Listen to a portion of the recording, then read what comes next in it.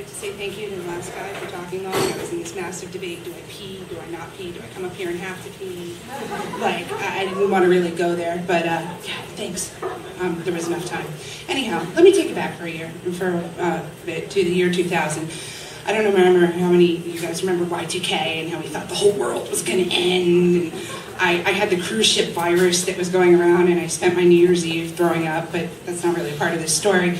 About 2 days after that, I started a new job, and I met this girl there. And I don't know, it's a female thing, but have you ever met a girl who's so pretty that you know that no matter what room you're in with her, no one will ever notice you in it? Like she's like drop dead gorgeous. She looked like a Russian princess. Like she turned out to be a pale Colombian, which is almost the same thing as being Italian. But I digress. So she had long hair, big blue eyes, like just that spot of color on her cheeks, and I thought I could never be friends with her. But then one day she came to work and she was totally fired up, and I'm like, what's wrong? She's like, some girl cut me off on the highway, so I threw a McDonald's milkshake out the window onto her windshield. And I thought I can be friends with you. So we started hanging out. And she taught me all sorts of cool things, like about speaking Spanish, like how to order her order at McDonald's in Spanish. Yo quiero uno número dos. Solamente de salsa de tomato, no cebollas, ella es alergia de vegetables de la muerte. Which basically means that she wanted nothing with vegetables, she didn't eat anything green. But I digress. And I taught her all kinds of white, cool girl stuff, like tea sandwiches, I don't know. But we got along really well.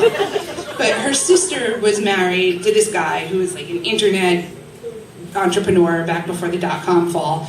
And his cousin happened to be like this big hip-hop producer. And to preface me in hip-hop, let's put it this way. I was in Target the other day and I was looking at onesies for my son. And I'm like, oh, I should get him a Run DMC onesie. And then I'm like, wait a minute, I don't know any Run DMC songs. Like, I think there's that one that they did with Aerosmith, and then there's the one about mom in the kitchen in College Queens cooking collard greens. And yeah, no, I'm just going to get the Beatles onesie, it's fine. So, I'm not quite that hipster. So she'd be like, oh yeah, I went to so-and-so's concert the other night, and I met him backstage. And I'm like, yeah, whatever, I'm sure you did, whatever. Because I am from the East Coast, land of the skeptic. And she'd be like, I met Justin Timberlake the other night. And I'm like, really? You met Justin Timberlake the other night? Was he homeless? No? Okay, really? The real Justin Timberlake? Okay, whatever. But eventually, like, these stories would go on and on and on. And I eventually started to believe her. And I'm like, okay, so, I guess everybody has to be related to somebody. So she got fired for reasons that I won't mention. She was hanging up on people in a call center. But we stayed friends, and her next job was to be the nanny for this hip-hop producer guy. And she'd be like, girl, you gotta come and hang out over the house. And I'm like, yeah, I can go hang out at the rap guy's house because I totally fit in there. And she's like, no, really, you gotta come over. So finally, like one night, she's like, just come over, we'll hang out. And she's like, nobody's home. I'm like, okay, cool. So I pull up to this house, and there's a gate, and you have to buzz yourself into the gate. And I'm like, I don't belong here. So I beep, and they're like, hello. And I'm like, I'm here to sing Italia. And they're like, come on in. And I'm like, so I drive up, and there's like this L-shaped mansion in the distance. And if this were a movie, like a lightning bolt would shoot in the background, and then you go in and play Clue, and somebody would be murdered. But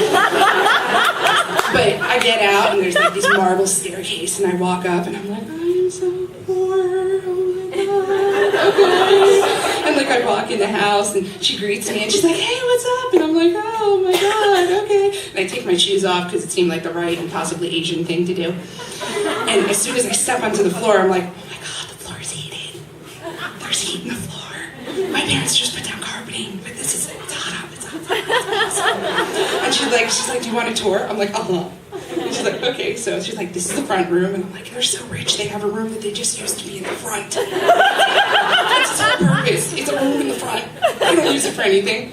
And then there's a great room, a room just to be great. Okay? And it has the biggest friggin' TV set I've ever seen in my life. It's like the size of Texas, this television set. And the best part is there's another TV set in the kitchen that is on the same channel as the TV set in the great room.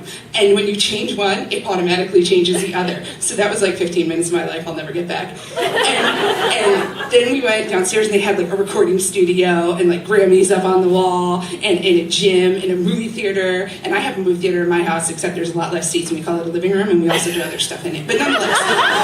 And I was just totally like in gaga at this point. And so we go upstairs, and their chef is there, and I'm like, oh, Yeah, and she's like, they're like, well, what do you want to eat tonight? And she says, oh, stuffed shells. And instead, like, my mom would be like, well, make it yourself. This lady goes, okay, and we had stuffed shells. And she says to me, would you like asparagus? And I said, I love asparagus. And she goes, I have some from the Hamptons. And I said, from the Hamptons? And she's from an organic farm in the Hamptons. And I said, oh, I could get used to organic Hampton asparagus. Make some for me, please. And so I had organic Rap Star asparagus. It was phenomenal. And we were hanging out. And like, we actually had a really nice time. Like, all the bedrooms upstairs had fireplaces in it, too. You know, they were really rich. And the kids in their nursery had 2 60-inch flat screens, one for each of them, just in case. But, you know, as the night winds to a close, like, the guy came home and I had met him, and I don't want to name drop because it's not the point of the story, so we'll call him Bob. So Bob came home and he was like, hi, white girl, why are you in my house? And I was like, hey, I'm friends with her, okay. Oh, I left out the best part, the fat girl dream of this house. This house had a whole closet full of Teddy Grahams and Oreos. It was like a fat girl's wet dream. I walked in, I was like, this is what heaven's gonna look like when I die. But I digress. But anyway, so it's time to leave, and I'm outside, and I'm like, all right, Nat, why don't you back out my car? Because I really don't want to hit this man's really expensive marble columns. Which always reminds me of that Saturday Night Live act, if you've seen it, but never mind. So she gets in my car and she backs out, and all of a sudden, like, 2 things happen at the same time. A car, a big black BMW with tinted out windows, comes shooting up the private driveway, and at the same time I hear a pop and broken glass.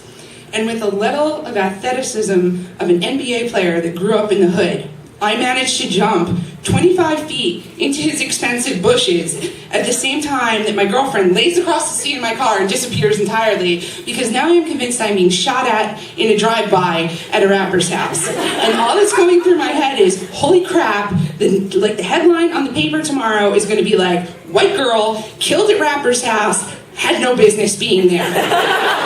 Ate his Teddy Grahams. And I'm like, okay. And I pop up from the expensive bushes, and I'm looking around, she's still gone. I mean, she's just gone. There's nobody driving my car. It's just rolling backwards across the driveway. And I'm like, I think I'm being killed. No. Okay, so I get out of the car, and I'm like, you okay? And she gets out of the car. She's like, you okay? I'm like, I'm okay. Are you okay? I'm like, I think I'm okay. I'm like, you bleeding? No. Are we shot? No. Okay. And we're walking around, and we're looking, and all of a sudden we see, like, scattered glass, and I'm like, oh my God, it's the window of my car. It could have killed us. And it's not, and we look closer, and we're like, what is that? And I get down, and the cook had dropped a jar of Mexican sesame seeds in the driveway that she had backed over with my truck. And I was not, in fact, in a rap drive-by. Nobody wanted to kill me. I wasn't Tupac. I wasn't even cool enough to actually ever have been at that house. But that was the extent of my rap career. I haven't hung out with many stars since then. I haven't eaten Mexican sesame seeds since then, and nobody has made me organic asparagus from the Hamptons. But that's my fish out of water story.